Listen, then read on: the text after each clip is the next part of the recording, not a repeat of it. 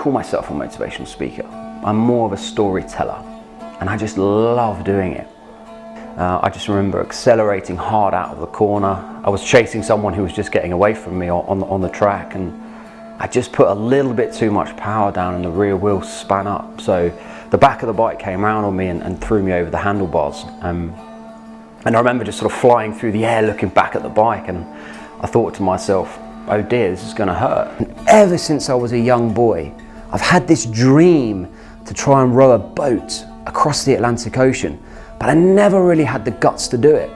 I think I used to watch too much Tintin as a child, but I thought to myself, I can sit here and feel sorry for myself and cry my eyes out, or I can do something about it. I need a goal, I need something to work towards, something to give me a reason to get out of bed every day and keep moving effectively.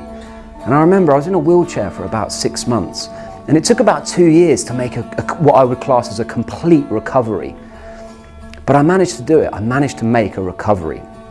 And I did go on to row across the Atlantic. So I fell off my bike into a different life. I had the bike accident and I wanted to row across the Atlantic. That was my first and really only goal to begin with. But as you push yourself outside of your comfort zone, doors of opportunity will just naturally open and present themselves to you. And I rowed across the Atlantic. During my preparation for that, I met someone who was also rowing the Atlantic, but at a slightly different time and in a different boat. We just became good friends, and he happened to be a very accomplished high altitude climber.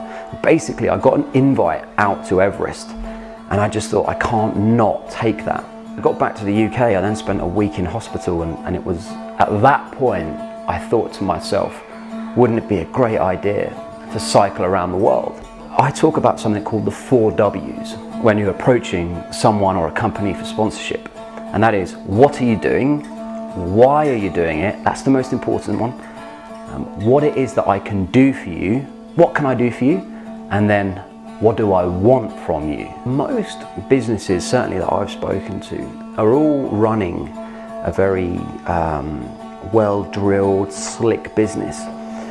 But what they don't realize is, if they can go from working at 90% to working at 95, 96, 97%, that will be the difference from sort of going from hitting 70% of your target to 120% of your target.